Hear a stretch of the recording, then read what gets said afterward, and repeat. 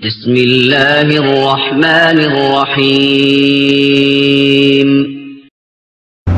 أعوذ بالله من الشيطان الرجيم بسم الله الرحمن الرحيم يسألونك عن الأنفال قل الأنفال لله والرسول فاتقوا الله وأصلحوا ذات بينكم وأطيعوا الله ورسوله إن كنتم مؤمنين إنما المؤمنون الذين إذا ذكر الله وجلت قلوبهم وإذا تليت عليهم آياته زادتهم إيمانا وعلى ربهم يتوكلون الذين يقيمون الصلاة ومما رزقناهم ينفقون أولئك هم المؤمنون حقا لهم درجات عند ربهم ومغفرة ورزق كريم كما أخرجك ربك من بيتك بالحق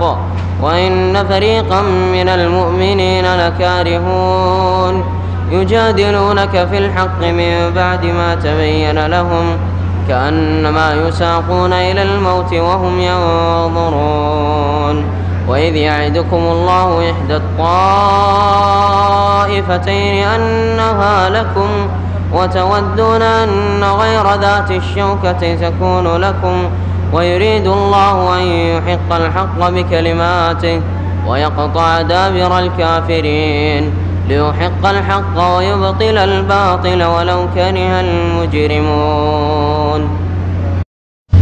السلام عليكم ورحمة الله وبركاته. إن الحمد لله نحمده ونستعينه ونستغفره ونعوذ بالله من شرور أنفسنا ومن سيئات أعمالنا من يهده الله فلا مضل له ومن يضلله فلا هادي له وأشهد أن لا إله إلا الله وحده لا شريك له وأشهد أن محمدا عبده ورسوله صلى الله تعالى عليه وعلى آله وصحبه وسلم تسليما كثيرا. يا أيها الذين آمنوا اتقوا الله حق تقاته ولا تموتن إلا وأنتم مسلمون. يا أيها الناس اتقوا ربكم الذي خلقكم من نفس واحدة وخلق منها زوجها وبث منهما رجالا كثيرا ونساء واتقوا الله الذي تساءلون به والأرحام إن الله كان عليكم رقيبا. يا أيها الذين آمنوا اتقوا الله وقولوا قولا سديدا يصلح لكم أعمالكم ويغفر لكم ذنوبكم ومن يطع الله ورسوله فقد فاز فوزا عظيما. أما بعد فأعوذ بالله من الشيطان الرجيم. بسم الله الرحمن الرحيم. إن الله يأمركم أن تؤدوا الأمانات إلى أهلها. সম্মানিত ভাতৃমণ্ডলী, আল্লাহ পাক রব্বুল আলমিনের সমস্ত প্রশংসা যে আল্লাহ পাক রব্বুল আলমিন মানব জাতির উদ্দেশ্যে আমানত নাজিল করেছেন এবং সেই আমানতের হেফাজতের দায়িত্ব মানব জাতিকে দিয়েছেন। সালাত এবং সালাম নাজিল করেন মুহাম্মদ রাসূলুল্লাহ সাল্লাল্লাহু আলাইহি ওয়াসাল্লামের উপর, যাকে আল্লাহ পাক রব্বুল আলামিন সবচেয়ে বেশি বিশ্বস্ত as-সাদিক আল-আমিন বানিয়েছেন। যা যেমন মিত্ররা, বন্ধুরা, আপনজনরা, মুমিনরা স্বীকার করত, তেমন যারা শত্রু, দুশ্মন, যারা কাফের, আল্লাহদ্রোহী, রসুল বিরোধী, তারাও এক বাক্যে স্বীকার করত যে মুহাম্মদ রাসূলুল্লাহ সাল্লাল্লাহু আলাইহি সাল্লাম বড়ই সত্যবাদী, as-সাদিক আল-আমিন, মানে বড়ই বিশ্বস্ত আমানতদার মানুষ। আমানতে তিনি খেয়ানত করেন না। এই ছিল রাসূলুল্লাহ সাল্লাল্লাহু আলাইহি সাল্লামের মহান চরিত্র। আল্লাহ পাক রব্বুল আলামিনের দিন বড়ই পূর্ণাঙ্গ দিন। এই দিন ইসলাম যেমন আকীদার বিষয়ের নাম, তেমনি ইবাদত বন্দেগীর নাম, তেমনি আখলাক, চরিত্র, মামলাত, আদান প্রদানের নাম। এ সবগুলি নিয়ে হচ্ছে আল্লাহ পাকের দিন ইসলাম। যেই দিন ইসলাম আল্লাহ পাক রব্বুল আলামিন মানব জাতির জন্য মনোনীত করেছেন। ওয়ারাদিতু লাকুমুল ইসলাম দীনা, আমি তোমাদের জন্য ইসলামকে জীবন বিধান স্বরূপ, দিন স্বরূপ আমি পছন্দ করেছি, মনোনীত করেছি। আল্লাহ পাক রব্বুল আলামিন এই দিন ছাড়া এই জীবন বিধান ছাড়া আর অন্য কিছু আমার পক্ষ থেকে, আপনার পক্ষ থেকে, কোনো মানুষের পক্ষ থেকে আল্লাহ পাক গ্রহণ করবেন না।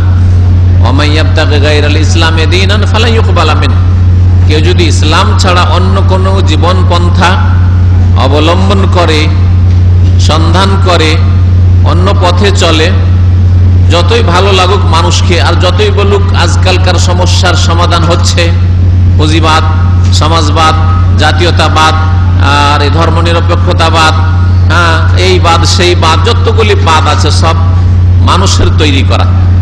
আর রব্বুল আলামিন নাযিলকৃত বিধান হচ্ছে ইসলাম, যা মানুষের মগজ মস্তিষ্ক থেকে তৈরি হয়নি, বরং আল্লাহ পাক রব্বুল আলামিন 7 আসমানের উপর থেকে লৌহে মাহফুজ থেকে নাযিল করেছেন, যা কখনো অচল হতে পারে না।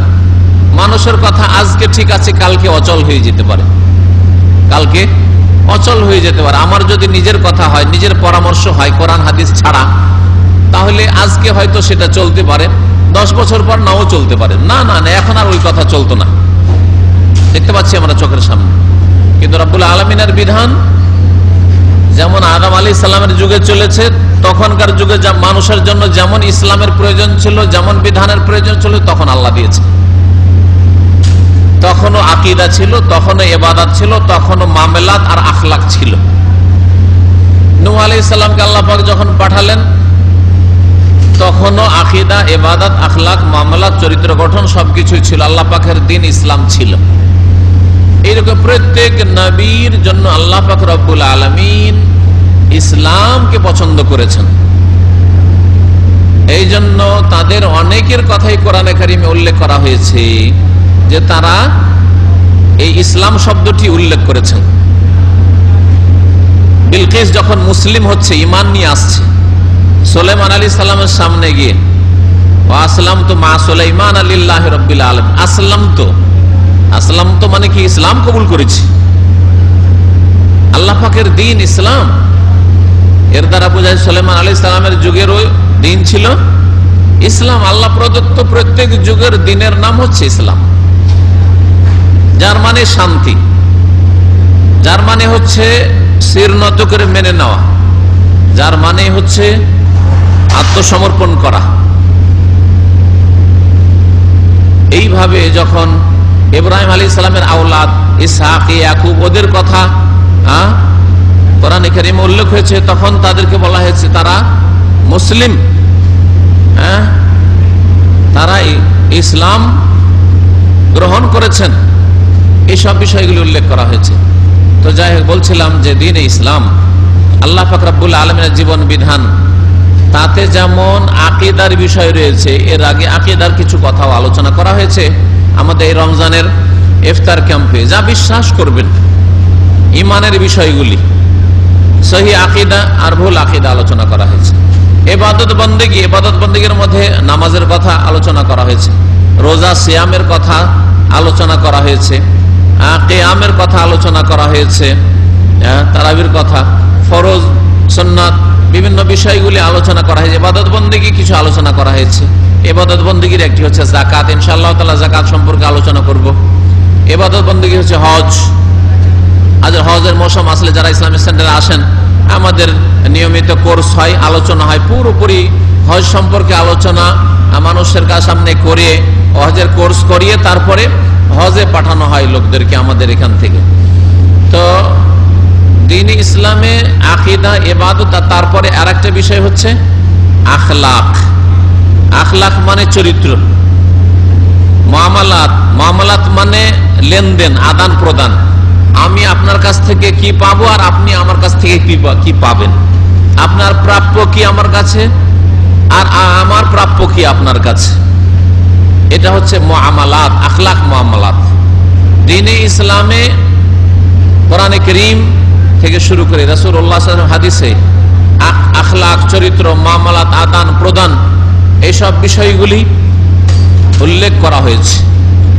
এই জন্য কোরআন হাদিস ছাড়াও যেগুলি দ্বীনি কিতাব রয়েছে, ফিকহের কিতাব আদি, তাতেও ইবাদত বন্দেগীর সাথে, আকীদার সাথে মুআমালাত, আদান প্রদান, এই বিষয়গুলি উল্লেখ করা হয়েছে।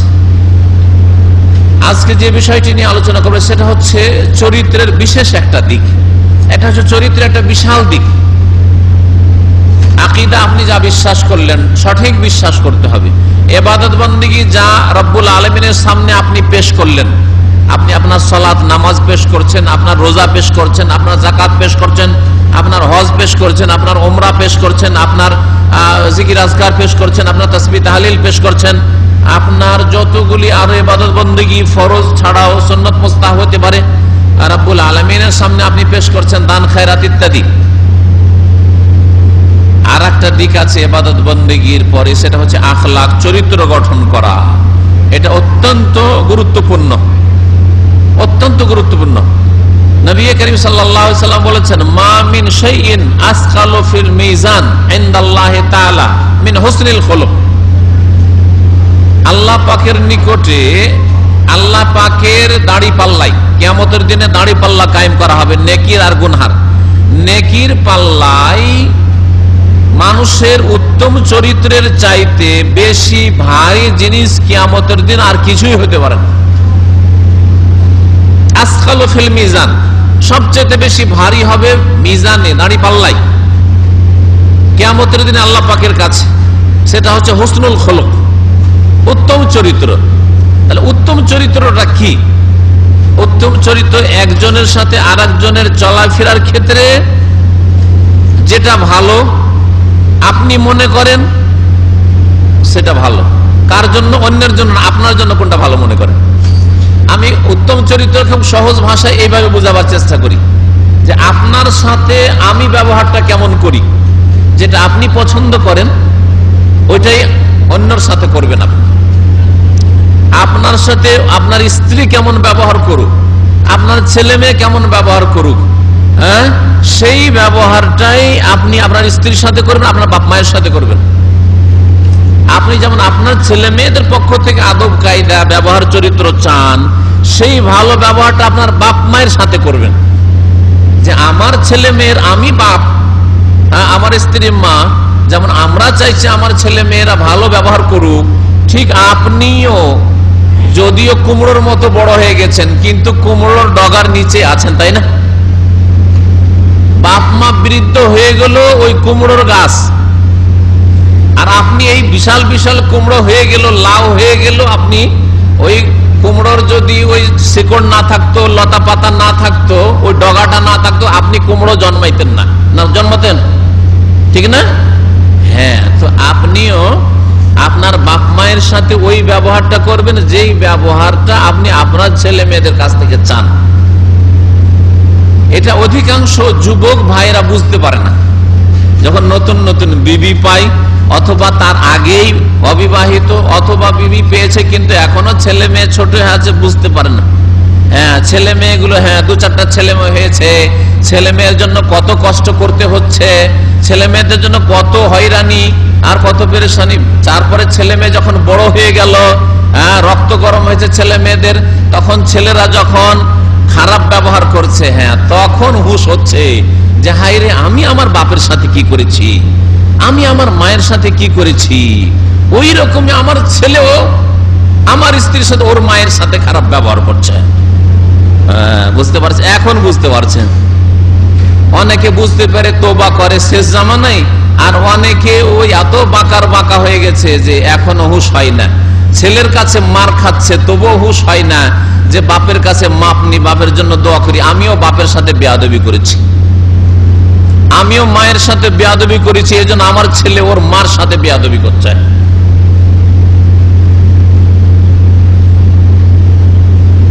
আখলাক চরিত্রের ক্ষেত্রে একটাই কথা শুধু যদি মনে রাখেন যে আপনি অন্য লোকের কাছ থেকে যেই ভালো ব্যবহারটা চান সেই ভালো ব্যবহারটা অন্যের সাথে করবেন, যে কোনো মানুষের সাথে। গরিবের সাথেও করবেন, হ্যাঁ, অশিক্ষিতর সাথেও করবেন, আপনার ছোটর সাথেও করবেন, বড়র সাথেও করবেন, যেই ব্যবহারটা আপনি চান।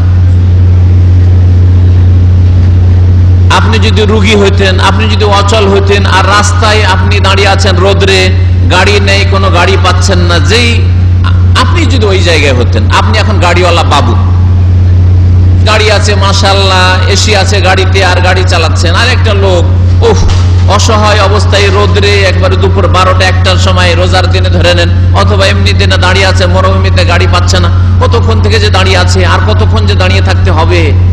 আমি যদি এই জায়গাটায় হইতাম তা আমি কি চাইতাম যে প্রথম গাড়িটা যে আসলো ওটা যদি আমাকে উঠিয়ে নিত, কতই না ভালো হইতো, তাই না?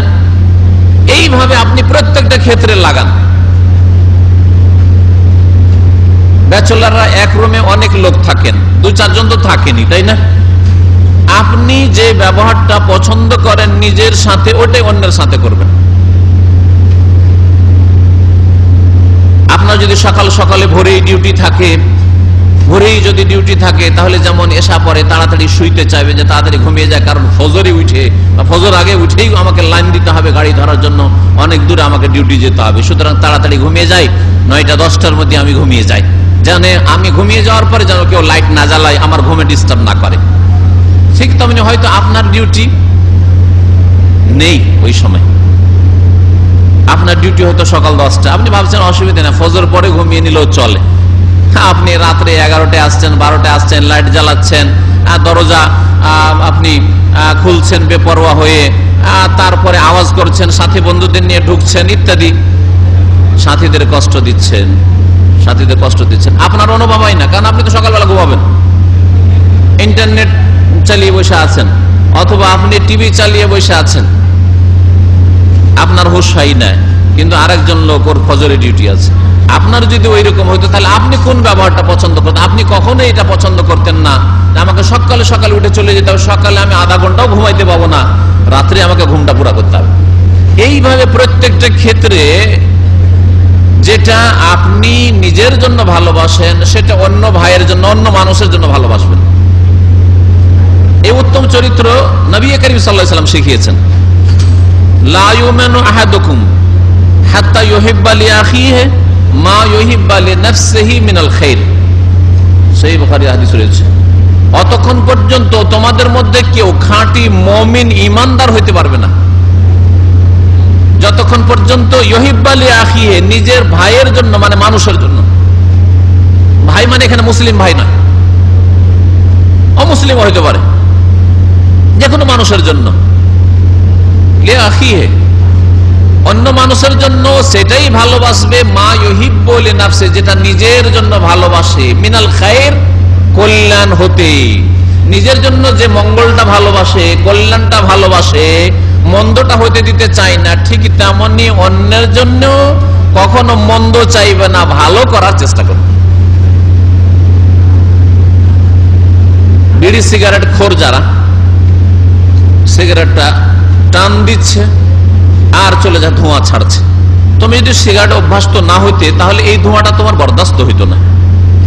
সিগারেটটা পান করা শেষ হইল, তারপরে সিগারেটের যে অবশিষ্টটা ওই সিঁড়িতে ফেলে রেখে দিল। যারা ওই বিল্ডিং এ থাকে তাদের কখনো এটা পছন্দ, এই দৃশ্য পছন্দ না, যে রাস্তায় সিঁড়িতে নামছি, রাস্তায় চলছি আর সিগারেটটা পড়ে আছে। আরে তুমি হারাম খেলে খেলে তুমি সেটাকে ময়লা কাচড়া, যেখানে ময়লা আবর্জনা ফেলা আছে সেখানে ডাস্টবিনে গিয়ে নিয়ে ফেলে দাও, বিশেষ জায়গায় ফেলে, যাতে মানুষকে কষ্ট না দেয়। কেন তুমি এই কাজটা করবে যে ময়লা আবর্জনা রাস্তাঘাট করবে? যারা মানুষের রাস্তাকে ময়লা আবর্জনায় পূর্ণ করে, ময়লা আবর্জনা ফেলে, তাদের কাজকে নবী করিম সাল্লাল্লাহু আলাইহি ওয়াসাল্লাম লানতের কাজ, অভিশাপের কাজ বলেছে। তাদের উপরে মানুষের অভিশাপ হইতে থাকে, লানত হইতে থাকে। এইভাবে আখলাক চরিত্রের কথা বললে অনেক লম্বা হয়ে যায়।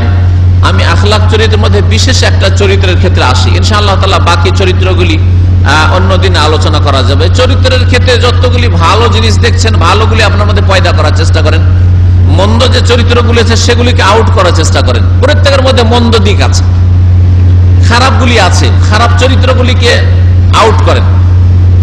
আর এর জন্য তরবিয়ত, প্রশিক্ষণ হচ্ছে এই রোজা। রোজার অবস্থায় যার মুখ খারাপ, সেও মুখটাকে সামলে রাখেন। জবান খারাপ, কথায় কথায় গাল বেরোয়, হ্যাঁ, কথায় কথায় খারাপ ভাষা বেরোয়, মেজাজ গরম হয়, দেখেন কত কন্ট্রোল করে আছেন, মাশাআল্লাহ, তাই না? এটা বড়ই তরবিয়ত। এই তরবিয়ত, এই প্রশিক্ষণটাকে আপনি কন্টিনিউ করেন, এটাকে সারা বছর রাখেন। যে না, আমি আমার জিহ্বাকে কন্ট্রোল করেছি, আমার হাতকে কন্ট্রোল করেছি, আমার চোখকে আয়ত্তে করেছি, আমার কথাবার্তা কন্ট্রোল করেছি, করেছি।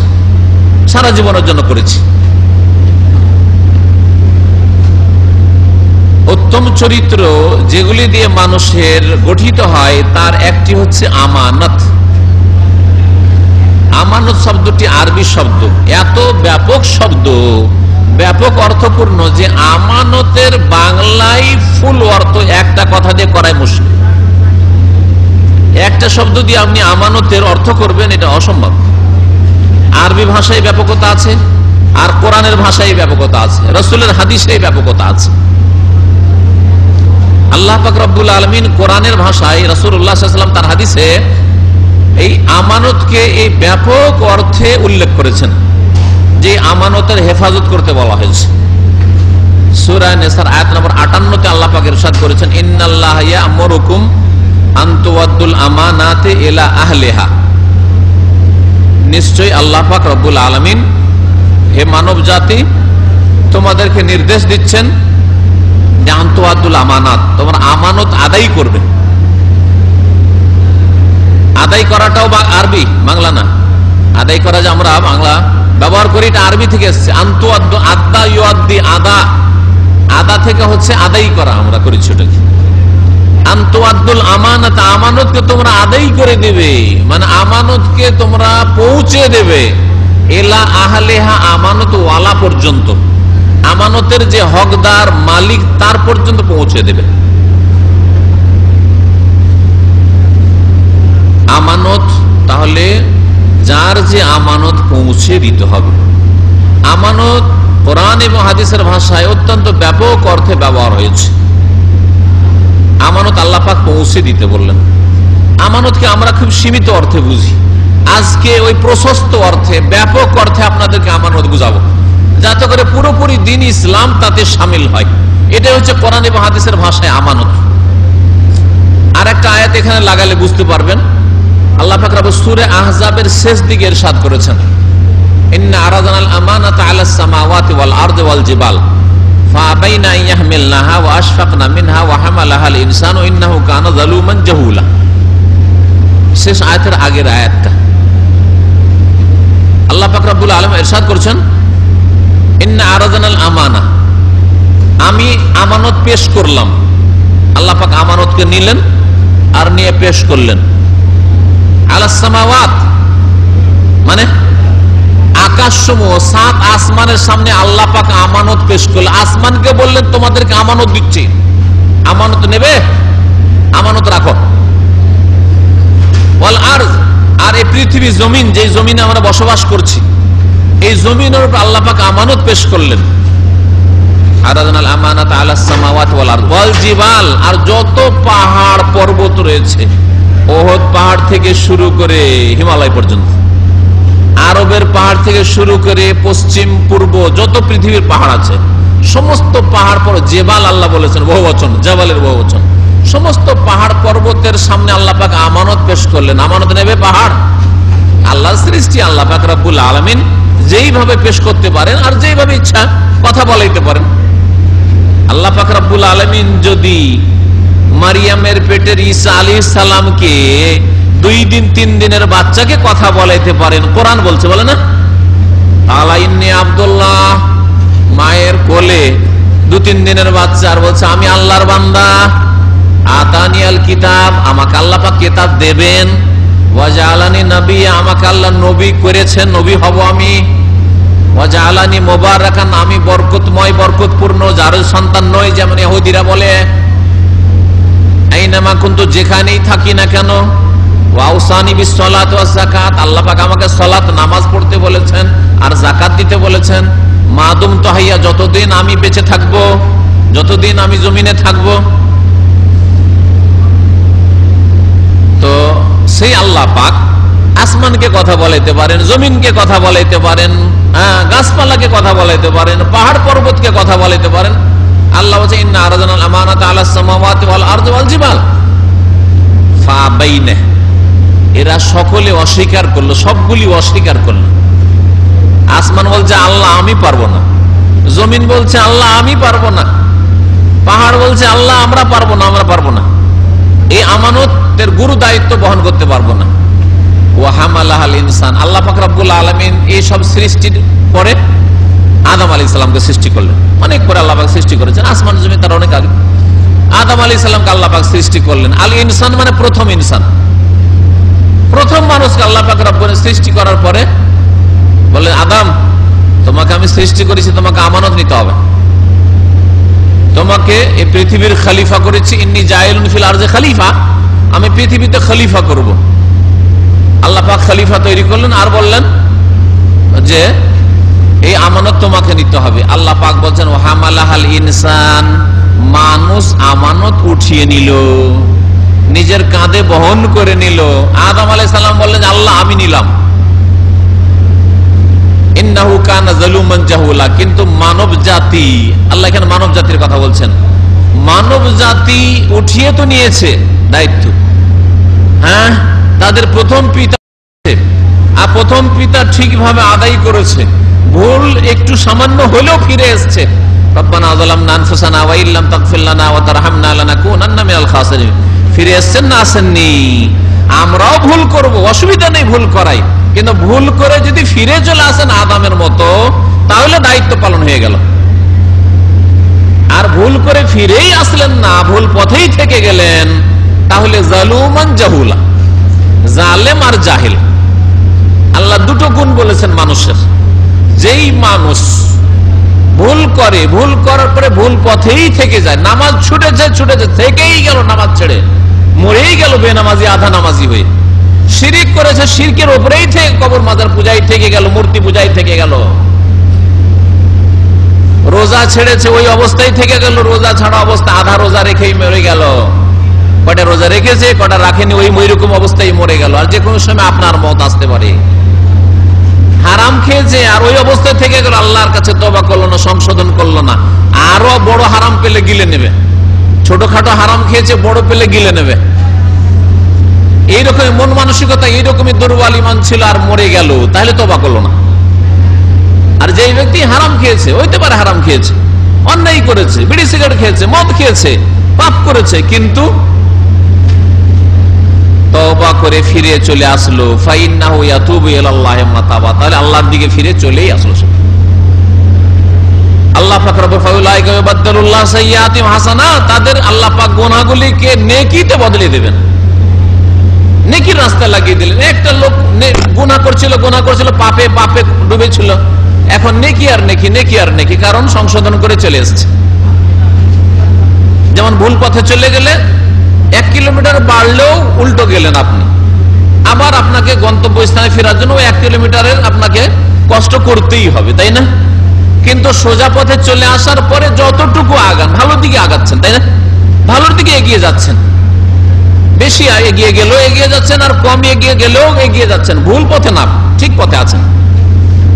যাবেন মক্কা, আর অন্য রাস্তা ধরেছিলেন আপনি আপনার এই জুবাইল রোড, হয় জুবাইল যাবেন, না তার আগে খাবজি যাবেন, কুয়েত যাবেন, আর না হলে হাফরুল বাতেন চলে যাবেন, উর্দুন জর্ডন চলে যাবেন। কিন্তু মক্কা কিয়ামত পর্যন্ত ফিরতে পারবেন না ওই রাস্তায় থেকে গেলেন। কিয়ামত পর্যন্ত যদি চলতে থাকেন ওই রাস্তায়, তবু মক্কা ফিরতে পারবেন না, ঠিক না? তাহলে যত ওইদিকে যাবেন তার মানে আসল জায়গা থেকে দূর হয়ে যাচ্ছেন। ওই রকমই যারা ভুল পথে আছে, গুনার পথে আছে, পাপের পথে আছে, ফরজ ওয়াজিব ছাড়ছে, হারাম কাজ করছে, হারাম খাচ্ছে, তারা জান্নাত থেকে দূর হইতেই আছে, জান্নাত থেকে দূর হইতেই আছে, জান্নাত থেকে দূর হইতেই আছে, আল্লাহর রহমত থেকে দূর হইতেই আছে। কিন্তু যেই ব্যক্তি না ভুল বুঝতে পেরেছে, কিছু দূর যাওয়ার পরে, যত দূর যাক না কেন, এমনকি জুবাইল 80 কিলোমিটার চলে গেছে, তারও বেশি চলে গেছে, কিন্তু বুঝতে পেরেছে না রে যাবো তো মক্কা, আসছি কোথায়, এদিকে তো মক্কার তো কোনো সাইনবোর্ডই দেখতে পায় না, লোকেশন দেখতে পায় না, ফির। তাহলে কিছু সময় লাগলেও ফিরে এসে আবার রিয়াজ হাইওয়ে ধরে নিতে পারবে না? হাইওয়ে মক্কার রোড ধরে নিতে পারলে অসুবিধা নাই। কত দূর? হ্যাঁ, মক্কার দিকে আমি 10 কিলোমিটার এগিয়ে গেছি, এখনো 1200-1250 বাকি, অসুবিধা নাই, তারপরও আছি, রাস্তায় আছে, ঠিক না? জান্নাত যেতে আরো সময় লাগবে, আমাকে আরো মেহনত করা লাগবে, আরো ঘাটতি পূরণ করা লাগবে, কিন্তু জান্নাতের রাস্তাতেই আছি, অসুবিধা না, জান্নাতের রাস্তাতে আছি, ঠিক না? 5 ওয়াক্ত নামাজ পড়ছি, পুরা রোজা রাখছি, যাকাত ঠিকভাবে দিচ্ছি, হজটা আলহামদুলিল্লাহ এবার সামনে হজ আসছে করে নেব, আর আমি হারাম খাওয়া ছেড়ে দিয়েছি, কাবিরা ছেড়ে দিয়েছি। যদিও জীবনে অনেক ঘাটতি আছে, অনেক ত্রুটি আছে, জান্নাত যেতে অনেক সময় লাগবে, কিন্তু জান্নাতের পথেই আছি, ফাউলাইকা ইউবাদদিলুল্লাহু সাইয়্যাতিহিম হাসানাত, আল্লাহ পাক ওদের গুনাহগুলিকে নেকিতে পাল্টিয়ে দেন, রূপান্তরিত করে দেন। নেকির রাস্তায় লেগে গেছেন, কম হোক আর বেশি হোক, নেকির রাস্তায় লেগে গেছেন আপনি, এইরকম জীবন গড়ে তুলেন। তো আদম আলাইহিস সালাম উঠিয়েছিলেন, আর আমরা তার সন্তান হয়ে যদি আমানতকে ঠিকভাবে না উঠাই, সেই আমানত ঠিকভাবে আমানতের দায়িত্ব পালন না করি, তাহলে জালেম আর জাহিল, আল্লাহ বলে ইন্নাহু কানা যালুমান জাহুলা, জালেম যারা পাপ করতেই থেকে গেল, জালেম সঠিক রাস্তাকে বুঝার চেষ্টা করলো না, সঠিক পথের সন্ধান করলো না, অথচ দুনিয়ার ক্ষেত্রে খুব সন্ধান করেছে। কোনটা কাজ করলে সৌদি আরব বা বিদেশে এসে বেশি টাকা ইনকাম করা যাবে, কোন কফিলের কাছে রিলিজ করে গেলে বেশি সুযোগ সুবিধা আছে, ভবিষ্যৎ আছে, এগুলো সব বুঝছেন।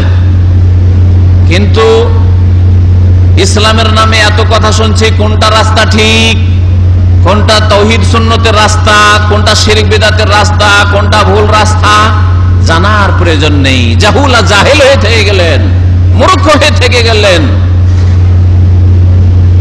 তাহলে আমানত আদায় করলেন না আপনি। আমানত যে আদায় করবে, আমানত যে যথাযথভাবে বহন করবে, দায়িত্ব পালন করবে আমানতের, সেই ব্যক্তি জালেমও হবে না আর জাহিলও হবে না। জানারও চেষ্টা করলো না এমন হবে না, আর জানলো কিন্তু ভুলটা জানলো, বা জানার পরেও কর্ম করলো না, আমল করলো না, জালেম এটাও হবে না। অজ্ঞতা দূর করবে, জেহালত দূর করবে, ইলম দিয়ে নিজেকে সুসজ্জিত করবে, অলংকৃত করবে, আর নিজের জীবনে কোন রকমের জুলম অত্যাচার করবে না। আল্লাহর ক্ষেত্রেও, নবীর ক্ষেত্রেও জুলম করবে না, আর মানুষের ক্ষেত্রেও জুলম করবে না। সম্মানিত ভাতৃমণ্ডলী, বলছিলাম আমানতের কথা। তো আমানতের যে ব্যাপক অর্থ এই আয়াত দ্বারা বোঝা যায়। আল্লাহ কি বলছেন? আমানত পেশ করলাম, মানুষ আমানত উঠিয়ে নিল। তো আদম আলাইহিস সালাম কোন আমানত উঠিয়েছেন? কোন লোকের টাকা নিয়েছিলেন? কোন মানুষ তো তখন ছিল না, তাই না? জিবরাইল আলাইহিস সালাম কোন টাকা পয়সা, স্বর্ণ চাঁদি দিয়েছিলেন নাকি? না আল্লাহ পাক দিয়েছিলেন আদম আলাইহিস সালামকে স্বর্ণ চাঁদি, যে এই আমানত রাখো। তাহলে কোন আমানত ছিল? আজকালকার ভাষায় যে আমরা আমানত বুঝি সীমিত অর্থে, ওই অর্থে তাহলে আমানত নয়। আমানত মানে আল্লাহ পাকের দ্বীন বহন করা, দ্বীনের যে বোঝা আল্লাহ পাক দিয়েছেন, ভারী বোঝা নয়। যারা আল্লাহ ভীরু, ওয়া ইন্নাহা লাকাবীরাতুন ইল্লা আলাল খাশিঈন, আল্লাহ পাক বলছেন যে নামাজ যারা বিনয়ী, যারা আল্লাহ অভিমুখী, তাদের জন্য খুব হালকা, আর ভারী কার জন্য? যারা বিনয়ী নয়, আল্লাহ অভিমুখী নয়, আল্লাহর দিকে ধাবিত নয়, পরকাল সম্পর্কে চিন্তাশীল নয়, আল্লাহ ভীরু নয়, তাদের জন্য ভারী হতে পারে। কিন্তু অন্যের জন্য নামাজ না পড়লেই শরীর যেন আজকে ভারী হয়ে আছে, জামাতটা আজকে পাইনি, ফজরটা ছুটে গেছে, শরীর যেন অশান্তি অশান্তি অশান্তি অনুভব করছে। কিন্তু নামাজ পড়ে এসেছি, শরীরটা অ্যাক্টিভ হয়ে গেছে।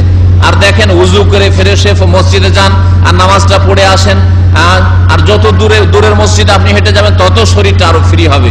দেখবেন খেয়ে দে, সাহারি খেয়ে দে, শরীর এমন ভারী হয়েছে, এমন ভারী হয়েছে যে বিছানায় পড়ে মনে হচ্ছে কোন দিকে যে কি করব কিছু বুঝতেই পারি না। অশান্তির শেষ নাই। কিন্তু মসজিদে হেঁটে গেলেন একটু, আর হেঁটে আসলেন, নামাজটা পড়ে আসলেন, দেখেন শরীর হালকা হয়ে গেছে। আর তার আগে যে উজু করেছেন, সবগুলি মিলিয়ে শরীর হালকা হয়ে গেছে, শরীর হালকা হয়েছে। তো এই আমানত বহন করতে হবে। আমানত তাহলে আল্লাহ পাকের আমানত আমাদের কাছে আছে, রাসূলের আমানত আছে, আমানত আছে, আর আমানত আছে আমাদের কাছে মানুষের। সবগুলি আমানত আমাদেরকে আদায় করতে হবে। প্রত্যেকের কাছে আমানত আছে। আল্লাহ পাক রব্বুল আলামিনের আমানত হচ্ছে এই কোরআনুল কারীম, শেষ আমানত। আল্লাহ পাক প্রত্যেক নবীকে আমানত দিয়েছেন, আর এই আমানতকে কমপ্লিট করেছেন, পূর্ণাঙ্গ আমানত দিয়েছেন মুহাম্মদুর রাসূলুল্লাহ সাল্লাল্লাহু আলাইহি ওয়াসাল্লামকে। আর তাকে সবচেয়ে বড় আল আমিন বলেছেন। আল আমিন, আস-সাদিক, সত্যবাদী, আর আল আমিন বড়ই বিশ্বস্ত ব্যক্তিত্ব। এই জন্য যারা জানের দুশ্মন নবী করিম সাল্লাল্লাহু আলাইহি ওয়াসাল্লামের, বাড়ি ঘেরাও করে রয়েছে মুহাম্মদ রাসূলুল্লাহ সাল্লাল্লাহু আলাইহি ওয়াসাল্লামের, আজকে প্রত্যেক বংশের লোক, এক এক বংশ থেকে মক্কার যে বিভিন্ন গোত্রগুলি ছিল, প্রত্যেক গোত্র থেকে এক একজন প্রতিনিধি, অসৎ লোকেরা চক্রান্ত করে মিটিং করে এসছে যে মোহাম্মদকে আজকে ছাড়তে হবে, ওকে শেষ করতে হবে। এক বংশের লোক মারলে অসুবিধা আছে, কারণ কুরাইশরা যদি আবার রুখে দাঁড়ায়, কুরাইশরা যদি প্রতিবাদ করে তো আমাদের অসুবিধা হয়ে যাবে, আমাদেরকে মেরে দেবে। সব বংশ থেকে লোক থাকবো, কার বিরুদ্ধে কুরাইশ দাঁড়াবে? কুরাইশ দাঁড়াতে পারবে না, আর প্রতিবাদও করতে পারবে না। শেষখানে কুরাইশদের বলবো যে আচ্ছা ঠিক আছে, তোমাদের বংশের একটা লোককে মেরেছে, কে যে মেরেছে, আমাদের মধ্যেকার কেউ মেরেছে, তো এক কাজ করো, যাকে রক্তপণ নিয়ে নাও, দিয়াত নিয়ে নাও, 100টা উট তোমরাকে দিয়ে দিচ্ছি, খুশিতে 100টা উট খাও, যাক মোহাম্মদ গেল তোমাদের। ওই শত্রুদের বাড়ির স্বর্ণ চাঁদি টাকা পয়সা অনেক কিছু আমানত মোহাম্মদ রাসূলুল্লাহ সাল্লাল্লাহু আলাইহি ওয়াসাল্লামকে তারা দিয়ে রেখেছিল। আবু জাহালকে আমানত রাখতো না কাফেররা, ওতবা সাইবার কাছে আমানত রাখতো না, উবাই বিন খালাফের কাছে আমানত রাখতো না, আবু লাহাবের কাছে আমানত রাখতো না। আমানত রাখতো কার কাছে? মুহাম্মদ রাসূলুল্লাহ সাল্লাল্লাহু আলাইহি ওয়াসাল্লামের কাছে আমানত রাখতো। চিন্তা করেছেন আপনি? জি। আর মুসলিম আমানতদার এইরকমই হয়। এই জন্য ভারতে যখন মুসলিম ব্যবসায়ীরা ইয়ামান থেকে, আরব দেশ থেকে ইসলাম নিয়ে গেছে, কেরালার সমুদ্র তীরে যখন গিয়ে নেমেছে, মাদ্রাজের সমুদ্র তীরে যখন নেমেছে, চিটাগাং আর বরগুনার যখন সমুদ্রের কিনারে গিয়ে নেমেছে, এই আরব ব্যবসায়ীরা তাদের আমানত, তাদের বিশ্বস্ততা, তাদের সততা, তাদের পরহেজগারি, তাদের আল্লাহভীরুতা, একটা পয়সা কারো মেরে খায়নি, একটা কোনোদিন মিথ্যা কথা বলেনি ব্যবসার ক্ষেত্রে। অথচ ব্যবসা মানেই মিথ্যার ছড়াছড়ি আজকালকার জামানায়। এদের সততা ইমানদারি দেখে যে এরা এত কেন ভালো, এরকম তো আমাদের মধ্যে লোক নেই, আরে আমাদের জাতি হিন্দুদের মধ্যে এরকম লোক নেই। এসব দেখে টাকা পয়সা খোঁজ করে কার একটা পয়সা থেকে গেছে দিয়ে আসো, একটা পয়সা কারো মেরে খায়নি। মাল সামান তারা ভারত থেকে নিয়ে আসতো, আরব নিয়ে আসতো, আরব থেকে আবার এখানে কিছু বিক্রি করলো, এখান থেকে সামদেশে পাঠাইতো। সামদেশে যেসব মাল পাওয়া যায়, মাল সামান পাওয়া যায়, ভারতে পাওয়া যায় না, সামদেশ থেকে আরব নিয়ে আসতো, ইয়ামান থেকে আবার নিয়ে যেত ভারতে, আর চিটাগাং পর্যন্ত তারা নিয়ে যেত। যখন এদের আমানত দেখলো, তারা বললো যে না, এরাই আল্লাহর পক্ষ থেকে, ওপর থেকে এসছে, এরাই আসলে ভালো মানুষ, এদের ধর্মটাই ঠিক আছে, আমাদের হিন্দু ধর্ম ঠিক নয়। এরা তখন দিন ইসলাম কবুল করেছে, দলে দলে এসে দিন ইসলাম কবুল করেছে। জুলম অত্যাচার থেকে আর শোষণ নির্যাতন থেকে রক্ষা পাওয়ার উদ্দেশ্যে ইসলামের শান্তির ছায়াতলে তারা আশ্রয় নিয়েছে। এইভাবে ইসলাম প্রচার হয়েছে। ইসলাম বল প্রয়োগ করে প্রচার হয়নি। যারা ছড়াচ্ছে ইসলাম বল প্রয়োগ করে প্রচার হয়েছে, একেবারে ডাহা মিথ্যা কথা। আমানত যখন এদের দেখেছে, আমানত দেখেছে। আরবদের একটা ঘটনা বলি, যে আজকালকার ঘটনা, এটা আগে অনেক আগের ঘটনা নয়। একজন পেট্রোল পাম্পে গিয়ে, এই সৌদি আরবের দাম্মামেরই ঘটনা, হয়তো কয়েক বছর আগের ঘটনা। একজন লোক পেট্রোল পাম্পে তেল নিতে গিয়েছে, আর ওই লেবার তেল দিল, দেওয়ার পরে দুইজনে ঝগড়া শুরু হয়েছে। পয়সা দিয়েছে, এ বলছে আমি 100 রিয়াল দিয়েছি, ও বলছে না আমাকে টাকা দেয়নি। দুইজনের ঝগড়া। এখন ঝগড়া মিটবে কি করে? উত্তম চরিত্রের একটা আপনাকে নজির দেখাচ্ছে, আপনি এরকম ঝগড়া মিটিয়ে দিতে পারেন, আপনিও ঝগড়া মিটান, আপনার মতো সে মানুষ। এখন আপনি এরকম দৃশ্য দেখছেন, ওই লেবার বলছে পেট্রোল পাম্পে যে না আমাকে পয়সা দাওনি তুমি, আর ও বলছে না আমি তোমাকে 100 রিয়াল দিয়েছি। এখন মারামারি শুরু হয়ে যাবে, কারণ ও তো গাড়িওয়ালা, শক্তিশালী, ও মেরে ধরে চলে যাবে ওখান থেকে হয়তো। একজন ভালো মানুষ আসলো, আল্লাহর বান্দা, আসলে কি হয়েছে? বলছে আমি ওকে 100 রিয়াল দিয়েছি। বলছে না আমাকে টাকা দেয়নি, মিথ্যা বলছে। বলছে ঠিক আছে, আমি পকেট থেকে 100 রিয়াল বের করে এই 100 রিয়াল আমি দিয়ে দিলাম। ঠিক আছে, 100 রিয়াল দিয়ে দিল, আর বল ঠিক আছে, যেটা তোমার পেট্রোলের পয়সা কাটার কেটে না, আর বাকিটাকে দিল। দেখলেন ঝগড়া থাকলো। জি হ্যাঁ, এইরকম চরিত্র আজকেও মুসলিম, আলহামদুলিল্লাহ চরিত্রের মুসলিম আছে। তো এইরকম চরিত্র যদি অমুসলিমদেরকে আমরা দেখাতে পারি, কেন ইসলামে আসবে না? এইরকম চরিত্র অসৎ লোকদেরকে যদি দেখাতে পারি, কেন ইসলামে আসবে না?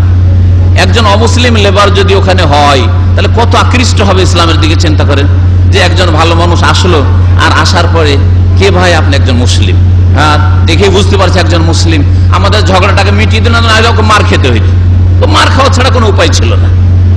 আর পেট্রোলের পয়সাটাও লেবারকে দিত, মায়েরও খেতে হইতো, আর পেট্রোলের পয়সাটাও লেবারকে দিতে হইতো, টাকাটাও দিতে হইতো। হয়তো দিয়েছে না দিয়েছে আল্লাহ পাক জানে। তো এইভাবে উত্তম চরিত্র পেশ করার মাধ্যমে ইসলাম প্রচার করতে হবে, এটা হচ্ছে আসল কথা। আমানত সম্পর্কে বলছিলাম, সময় প্রায় শেষের দিকে। আল্লাহ পাক রব্বুল আলামিন আমানতদারের বড় প্রশংসা করেছেন। এই জন্য নবী করিম সাল্লাল্লাহু আলাইহি ওয়াসাল্লাম সবচেয়ে বড় আমানতদার লোক ছিলেন। আল্লাহর আমানত আদায় করবেন, ফরজ ওয়াজিব ঠিকভাবে আদায় করবেন, আল্লাহর প্রতি ঈমানটা মজবুত করবেন, আপনার আকীদা শুদ্ধ করবেন, এটা হচ্ছে আল্লাহর আমানত। রাসূলের আমানত হচ্ছে রাসূলুল্লাহ সাল্লাল্লাহু আলাইহি ওয়াসাল্লামকে একমাত্র আদর্শ মানুষ হিসাবে জীবনের প্রত্যেকটি ক্ষেত্রে রাসূলের তরিকা তালাশ করবেন। আজকে এক ভাই জিজ্ঞাসা করছে যে শেফার ওজিফা, মা অসুখ আছে ভালো হয় না, আর হুজুরেরা বলছে যে তোমার মায়ের শিফার ওজিফা আমরা পড়ে দেব, এত টাকা লাগবে। এটা বাংলাদেশের ঘটনা, হচ্ছে না দেশে। আপনাকে দেখতে হবে না যে এটা নবীর আমানত না এটা অন্যের খেয়ানত। নবী করিম সাল্লাল্লাহু আলাইহি ওয়াসাল্লাম শেফার ওজিফা দিয়েছেন যে মা ভালো হয় না, তো হুজুর মোল্লাদেরকে ডেকে নিয়ে সেটা শেফার ওজিফা পড়িয়ে নাও, তাহলে ভালো হয়, হয়ে যাবে। এইদিক না হয় ওই দিক, ভালো হওয়ার হইলে হয়ে যাবে, আর না হলে যাও পারে চলে যা। দুনিয়ায় থাকার এরকম কষ্ট করে থাকার প্রয়োজন করেন না, তাই না? আর এইরকম আর একটা খতম আছে ওই বিদাতীদের, খতমে জালালি। খতমে জালালি আছে না? হ্যাঁ, খতমে জালালি মানে কি? খতমে জালালিতে লিখেছে যে খতমে জালালি মানে মুমূর্ষু অবস্থায় আছে, মা মরছে না আর বাঁচছেও না, এদিকেও না ওইদিকেও না, বাপ মরছেও না বাঁচছেও না, মানে এই অবস্থায় কতদিন বিছানে পড়ে থাকবেন, আর কত পেশাব পায়খানা টানবেন, আর কত এই ঝামেলা করবেন। হ্যাঁ, একদিক হয়ে যাক, যেটা হবে হয়। খতমে জালালি করলে বলছে যে ওইটা দুটার একটা হইতে হবে। আসার হইলে ফিরে চলে আসবে, মানে সুস্থ হয়ে যাবে, আর না হলে ধাক্কা দিয়ে ওকে পাঠিয়ে দেবো, যা বিদায় করে দেবো তোকে। আর এই অবস্থায় পড়ে থাকবে আর পেশাব পায়খানা টানবো, এত কষ্ট করতে পারবো না। এ হচ্ছে বিদাতি খতমে জালালি। আপনার নবী করেছেন, আমার নবী করেছেন, মুহাম্মদুর রাসূলুল্লাহ সাল্লাল্লাহু আলাইহি ওয়াসাল্লামের আদর্শে সব জালালি ফালালি খতম নাই, এই খতমে ইউনুস নেই, খতমে খাজেগা নেই, সব নেই আসলে। তাহলে নবীর আমানতে খেয়ানত করবেন না। আমি যে বললাম আল্লাহর আমানত, নবীর আমানত, এরও একটা দলিল শুনেন কোরআনে কারীম থেকে। আজকে শুধু কোরআন আয়াতগুলো শুনাইলাম। ইয়া আইয়ুহাল্লাযীনা আমানু লা তাখুনুল্লাহ ওয়ার রাসূলা ওয়া তাখুনু আমানাতাকুম ইন কুনতুম তা'লামুন। আল্লাহ পাক ইরশাদ করছেন, হে মুমিনরা, লা তাখুনুল্লাহ, আল্লাহর সাথে খেয়ানত করিও না। তা আল্লাহর সাথে কি খেয়ানত? আল্লাহ কোনো টাকা পয়সা দিয়েছেন? হ্যাঁ, যে ওর খেয়ানত আমানত রেখেছেন যে রাখো? হ্যাঁ, তবে সব দিয়েছেন আপনাকে, মাথা থেকে পা পর্যন্ত আপনার শরীরটাও দিয়েছেন আল্লাহ, রূহটাও দিয়েছেন আল্লাহ, আপনার রোজগারও দিয়েছেন আল্লাহ, সুস্থতাও দিয়েছেন, সবকিছু আল্লাহ পাকের দেওয়া, আল্লাহর দেওয়া সবকিছু। আমরা মানুষের কাছে আমানত রাখে ওই রকম আমানত না। আল্লাহ পাক রব্বুল আমানত হচ্ছে সবটাই আমানত আল্লাহ পাকের। এই জন্য আত্মহত্যা করা হারাম। কেউ যদি বলে আমার জান আমি রাখলাম না, আরে আমার প্রাণ আমি রাখলাম না, থাকবো না, তোমার কি তাতে? চলবে না, এটা আল্লাহর আমানত। লা তাখুনুল্লাহ, আল্লাহর সাথে খেয়ানত করিও না। 5 ওয়াক্ত নামাজ আল্লাহ পাকের আমানত, মেরাজ শরীফে দিয়েছেন। মেরাজের বিদাত তো করো রাত জেগে জেগে, কিন্তু মেরাজের আমানতের কেন খেয়ানত করো? আবার 5 ওয়াক্ত নামাজে আমানত, মেরাজের আল্লাহ পাক পাঠিয়েছেন নবীর মাধ্যমে। এই রোজা আমানত, যাকাত আমানত, হজ আমানত। সৌদি আরবে এসেছেন, কোথায় হজ? 10 বছর হয়ে গেল হজ করার তৌফিক হয় না। গাড়ি বাড়ি করার ফিকির আছে, কিন্তু হজ করার কোনো চিন্তা নেই। লা তাখুনুল্লাহ, আল্লাহর সাথে খেয়ানত করিও না। ওয়ার রাসূলা, রাসূলের সাথেও খেয়ানত করিও না। রাসূলের সাথে খেয়ানত হচ্ছে যে রাসূলের কথা না মেনে অন্যের কথা মানা। বুজরুগানে দিনরা বলেছেন, আপনাকে আমি বলছি রাসূলের কথা, আপনি বলছেন বুজরুগানে দিন, এত বড় বড় হুজুররা ছিল, ওরা বুঝেনি? ওরা কি ভুল করতে পারে? আরে এত বড় শাইখুল হাদিস, এত বড় ইমাম, এত বড় পীরে কামেল, এত বড় ওলি উল্লাহ, এই ওলি উল্লাহ সার্টিফিকেট দিল কে? আল্লাহ রসুলকে সার্টিফিকেট দিয়েছেন, সাহাবায়ে কেরামদেরকে সার্টিফিকেট দিয়েছেন। আমি ওলি উল্লাহ হইলাম, এই সার্টিফিকেট পাইলেন কোথায়? আমাকে যে আল্লাহর ওলি বলবেন, যারা পাক্কা ওলি কামেল, এর সার্টিফিকেট কোথায়? আপনার কাছে আছে? আমার কাছে আছে না, সার্টিফিকেট নাই। তবে আল্লাহ পাক যেন আমাদের সকলকে ওলি করেন, বলেন আমিন। জোরে বলেন, যেন আল্লাহ পাক সকলকে আমাদের তার ওলি করেন, বলেন আমিন। আল্লাহর যেন ওলি হইতে পারি, আল্লাহ পাক যেন শয়তানের ওলি আমাদেরকে না করেন। যারা শিরিক করে, যারা বিদআত করে, তারা শয়তানের ওলি। আল্লাহর সাথে খেয়ানত করলো, রসুলের সাথে খেয়ানত করলো, রসুলের আমানত, রসুলের হাদিস থাকতে হাদিসের কথা বললে আপনি বলেন যে হুজুর আমাদের মযহাবে কি আছে, ভাই হুজুর আমাদের তরিকাতে কি আছে, হুজুর আমাদের দেশে এত এরকম করে, তাহলে ওইটা কেন করে, ওরা কি ভুল করে? হ্যাঁ, এই এতরাজ। আপনাকে রোজ চোখে আঙ্গুল দিয়ে দেখিয়ে দিয়েছে এটা বুখারীর হাদিস, আর আপনি বলবেন যে না আমাদের দেশের ওলামারা বুঝে না। আপনি আলেমের কথা পেশ করেন, আমি আলেমদের আলেম যিনি মুহাম্মদ রাসূলুল্লাহ তার কথা পেশ করছি। আপনি কি তুলনা নিয়ে আসছেন রসুলের কাছে অন্যের কথা? আমার ভুল হইতে পারে, আলেমের ভুল হইতে পারে, কিন্তু মুহাম্মদ রাসূলুল্লাহ সাল্লাল্লাহু আলাইহি ওয়াসাল্লামের ভুল হয়নি, কারণ তিনি ওহী থেকে বলেছেন ওয়ার রাসূল, রাসূলের খেয়ানত করিও না। তাহলে যে রসুলের তলাশ করবে না আদর্শ, যেটা আছে চলতে দাও, চলছে চলতে দাও, যেমন যেটা যেখানে চলে তেমন সেখানে করো। দেশে গিয়ে মিলাদি, এখানে মিলাদ ছেড়ে দিয়েছেন, দেশে গিয়ে মাজারেও যাচ্ছেন, দেশে গিয়ে আপনি শিরক বিদআতও করছেন, সব করছেন, কারণ দেশের পরিস্থিতি এইরকম, কি করব তাই করছেন। তাহলে রসুলের সাথে খেয়ানত করলেন আপনি। অতাখুন আমানাতিকুম, আর তোমাদের নিজের আমানতও খেয়ানত করিও না। আদ্দিল আমানাতা ইলা মান ইতামানাকা, নবী করিম সাল্লাল্লাহু আলাইহি ওয়াসাল্লাম বলছেন যে তোমাকে আমানত রাখে তার আমানত আদায় করো। ওয়ালা তখন মান খানা, কেউ খেয়ানত করলে তার খেয়ানত করিও না। আপনার সাথে কফিল যদি খেয়ানত করে তাই বলে চুরি করবেন না, করিয়েন না। কফিল আপনার সাথে ওয়াদা খেলাপি করেছে তাই বলে আপনি ক্যাশ থেকে চুরি করবেন, ওয়ালা তখন মান খানা, যদি কেউ খেয়ানত করে তার খেয়ানত করিও না। কেউ যদি তোমাকে গাল দেয় তাকে গাল দিও না। ওই রকমই হচ্ছে আমানতের বিষয়টি। আল্লাহ পাক আমাদেরকে আমানত আদায় করার তৌফিক দান করেন। আল্লাহ পাক আমাদের গুনাহ খাতা যেন মাফ করে দেন, নেক আমলের তৌফিক দান করেন। আজানের সময় হয়ে গেছে, আপনাদের কাছে বিশেষ ঘোষণা হচ্ছে যে আমাদের কালকের পরে পরশু শুক্রবারে জুমার নামাজের পর থেকেই মহাসম্মেলন আছে। জুমার নামাজের পর থেকে মাগরিব পর্যন্ত মহাসম্মেলন আছে, যাতে আমাদের বক্তা আসছেন, প্রধান বক্তা মদিনা মুনাওয়ারা থেকে, আমাদেরও পুরাতন মানুষ উনি হাফেজ কাজী জাহের সাহেব, মদিনা ইউনিভার্সিটিতে আমাদের আগে তিনি লেখাপড়া শুরু করেছেন, আজকে থেকে প্রায় 30 বছর আগে। উনি আসছেন, মদিনার এক মসজিদের ইমামও তিনি।